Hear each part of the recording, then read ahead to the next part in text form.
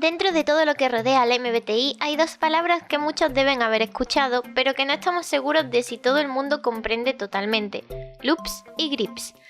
Estos son dos fenómenos muy habituales y que pueden ser clave para detectar la personalidad de alguien, ya sea porque podemos detectar su personalidad gracias a ver muy claro un loop o un grip, o sea porque dicho loop o dicho grip nos dificulta enormemente comprender cuál es el type de esa persona, y por lo tanto conocer este fenómeno puede venir muy bien para no caer en demasiados errores por culpa de esto. Además, también creemos que es importante conocerlos para conocerse a uno mismo, para entender algunas de nuestras acciones en mala época y para intentar limar un poco el problema, siempre que esté en nuestras manos. Primero de todo, hablaremos de loops y grips como conjunto, ya que aunque son cosas distintas, tienen varias cosas en común, así que antes de dar una explicación por separado de cada cosa, hablaremos en términos generales de lo que engloba a las dos. Un loop o un grip son dos formas de entrar en periodos de estrés prolongado, miedo, ansiedad o estancamiento vital. Normalmente ocurren cuando algunas de nuestras funciones cognitivas de confianza deben verse suprimidas por las circunstancias, o se dan cuando las funciones de abajo terminan por devorar a las de arriba de alguna forma, ya sea porque estás reprimiendo algo o porque crees que es la única solución a una situación compleja. Estos casos suelen ocurrir durante horas, días o en el peor de los casos durante etapas algo más largas. También pueden durar momentos muy cortos, como minutos, pero esos están más integrados en nuestro día a día y son más superficiales, mientras que lo complicado de un loop y un grip es cuando te atrapan más tiempo del que quisieras permitir. Otra cosa que tienen en común los loops y los grips es que son bastante comunes una vez pasas cierto umbral de la adolescencia y te vas adentrando en el mundo adulto. El motivo de esto es que por lo general en la infancia y en la primera etapa de la adolescencia solemos tirar con las funciones dominante y auxiliar sin mucho problema, y las otras dos apenas se han manifestado, salvo excepciones. Como los loops suelen ser culpa de la función terciaria y los grips siempre son culpa de la función inferior, hasta que no empiecen a estar presentes esas funciones será complicado que realmente tus momentos malos sean propios de un loop o de un grip. Para tener una mala racha fruto de una de estas dos cosas es necesario que tu personalidad y tu vida empiecen a volverse complejas, empieces a necesitar recurrir a varias funciones cognitivas para resolver problemas y empieces a asentar tu personalidad en una etapa que ya vaya dejando atrás la adolescencia. Por lo tanto, las principales víctimas de este tipo de problemas son personas de unos entre 16 y 25 años. Pues normalmente sí, será el público principal de este tipo de problemas, pero dependiendo de tu relación con tus funciones cognitivas o de cómo sea tu vida, puede acabar antes, o lo más común, pueden prolongarse muchísimo en el tiempo, e incluso durar toda la vida. Conocer los loops y los grips puede ayudarte a que conforme pasen los años aumenten las posibilidades de que los tengas bajo control, por lo menos en situaciones que no sean devastadoras y donde sí podemos llevar las riendas todavía. Ahora sí, vamos a hablar de lo que es cada cosa por separado.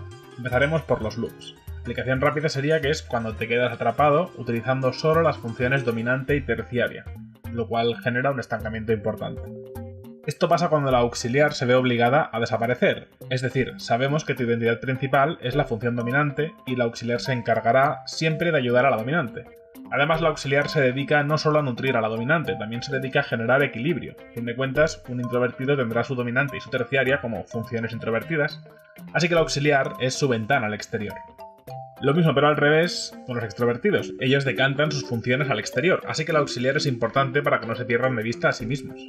El problema con los loops se da cuando la función auxiliar se abruma o no confías en ella o quieres protegerte del exterior si eres introvertido o de ti mismo siendo extrovertido. Un introvertido en loop siempre será ese tipo de persona que al perder su ventana al exterior se aísla, se encierra en sus pensamientos, en sus ideas, y un extrovertido en loop será aquel que forzará todo lo que ocurra en su entorno para no tener ni un momento a solas que le pueda llevar a pensar en sus cosas, o a intentar entender, por ejemplo, por qué ha hecho algo mal o cosas por el estilo. El problema de esto viene con la función terciaria. Esta función, la cual merece todo un vídeo para ella sola, y lo tendrá muy pronto, es una función generalmente inmadura.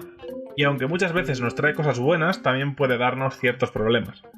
Uno de ellos son los loops, ya que al perder toda su influencia a la función auxiliar, será la terciaria la que alimente a la dominante, y por lo tanto será eso lo que te dejará atrapado en ese loop. Es decir, si eres ISFJ y tu C desaparece un tiempo, y por lo tanto te desconectas de las emociones humanas, de tu entorno, valores colectivos y demás, será la función T la que alimente a la función Sí, generando un aislamiento basado en miedos o desconfianzas, por resumirlo muy rápido. En el siguiente vídeo del canal profundizaremos mucho más en cada uno de los 16 loops por separado. Es importante aclarar que, pese a que cada type en teoría tiene un loop igual a otro, realmente no son 8 posibles loops, son 16. Es decir, uno podría pensar que, por ejemplo, ISFP e INTJ tienen el mismo loop, ya que ambos son las funciones ni y phi loopeando. Sin embargo, qué dos funciones son no es lo único importante. Importa mucho cuál es la función auxiliar que has dejado atrás, ya que esa ausencia define muchísimo el resultado, y por lo tanto importa también cuál es la terciaria que ha provocado todo esto, ya que esa será la base del loop. De todas formas, emparejar las personalidades de tal manera que den un total de 8 loops no viene mal del todo para detectar posibles personalidades que se pueden confundir entre ellas por usar el mismo loop. Es decir, puede que si tú no consigues typearte bien y estás entre dos personalidades, tengas dudas precisamente de si eres uno u otro de las siguientes parejas, que sacaremos de centrarnos solo en las parejas de funciones que hay en cada loop. ISFP e INTJ tienen el mismo loop, phi con ni. ISTP e INFJ tienen el loop ti-ni. INFP e ISTJ tienen el loop phi-si. INTP e ISFJ tienen el loop ti-si. ESFP y ENTJ tienen el loop se-te. ESTP y ENFJ tienen el loop se-fe. ENFP y ESTJ tienen el loop ne-te. Y ENTP y SFJ tienen el loop ne-fe. Pero aunque esa forma de emparejarlas es muy válida, y ya avisamos que ayudará a más de uno a entender por qué duda entre dos personalidades con letras bastante diferentes, hay otra forma de emparejarlas, que es las personalidades que comparten función auxiliar y terciaria. Por lo tanto, INTJ e ISTJ dejan atrás la función t e inician el loop con phi. INFJ e ISFJ dejan atrás fe e inician el loop con ti. INTP e INFP dejan atrás ne e inician el loop con si. ISTP e ISFP dejan atrás se e inician el loop con ni. ENTJ y INFJ dejan atrás ni e inician el loop con se.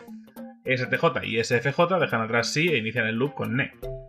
ENTP y STP dejan atrás ti e inician el loop con fe. Y ENFP y ESFP dejan atrás phi e inician el loop con te. Por eso es que no hay dos loops iguales, ya que cada personalidad tendrá un punto en común con otra y otro punto en común con otra, haciendo que haya un total de combinación por personalidad. Por ejemplo, ESFP tendrá la mitad del problema compartido con ENFP y la otra mitad del problema compartido con ENTJ.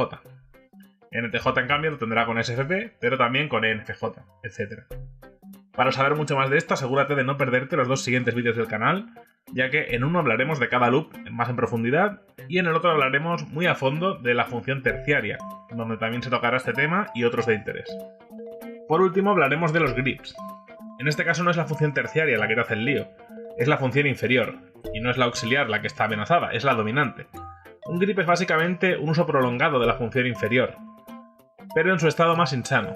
Normalmente siempre decimos que la función inferior sale en estrés y se usa de forma torpe, pero también es de justicia recordar que en algunos casos nos ayuda o hacemos alguna cosa buena con ella, ya que a fin de cuentas es de nuestro pack, que es una función que intentamos madurar, aunque seamos torpes usándola. Sin embargo, el grip elimina lo bueno de la función inferior y te deja atrapado en la versión más insana. Un buen ejemplo de esto sería un fe-grip, que es lo que le pasaría a los ti dominante, ISTP e INTP. Pues en fe inferior a veces tendrán cosas simpáticas como preocuparse por los demás o tener momentos espontáneos de querer pasar más tiempo de lo habitual con otros. Pero ese tipo de factores no serán los que se verían en un grip, donde solo sale ese lado de fe inferior de, por ejemplo, buscar validación de los otros de forma insana, preocuparse demasiado por lo que los demás dicen de ti, volverte más emocional de lo que sueles ser, etc. En resumen, un fe grip, por ejemplo, se comportaría muy similar a un fe dominante, SFJ o NFJ, cuando están insanos de forma prolongada, pero no dejan de usar sus funciones principales. Esto es un gran problema para typear a alguien, porque a veces costará mucho distinguir si una persona está usando la dominante insana o está en grip. Y así pasa que algunos personajes de ficción pueden typearse con una personalidad que es justo la opuesta, como en el caso de Eren Yeager, por ejemplo, de Shingeki, que daría pie a debates sobre si es ISFP o NTJ, por ejemplo. Para distinguir a una persona insana de una persona gripeada, las dos claves que se me ocurren son: 1. La persona que usa su dominante insana tendrá trazas igualmente de usar la función auxiliar, y por lo tanto eso dará pistas de que está usando las funciones en orden, solo que está insana. Un grip no suele apoyarse demasiado en las otras funciones, salvo que la situación lo requiera. Y 2. Si a una persona gripeada la has conocido en su estado más sano y fuera del grip, entonces notarás un contraste muy grande, ya que se está comportando al revés de como suele ser. Y esa diferencia es la que podría hacernos notar que está usando principalmente la función inferior. Para hablar más a fondo de cada grip lo haremos en un futuro vídeo del canal también. donde hablaremos de todo lo que se tenga que hablar de la función inferior. Ese vídeo será justo después de los dos que he mencionado antes sobre loops y el de la función terciaria. Así que de nuevo, atentos para que nadie se pierda nada. Y hasta aquí nuestro vídeo introductorio a los loops y los grips. Para no hacerlo eterno hemos dejado las explicaciones concretas de cada loop y cada grip para los siguientes vídeos del canal, ya que creemos que vendrá mejor para ir asimilando esa información y para que los que ya conocían la teoría puedan ir directos a eso cuando llegue. Por ahora esperamos que la teoría se haya entendido y que haya sido útil para la mayoría. Dejaremos algunos links más en la descripción para quien quiera profundizar un poco más en esta materia.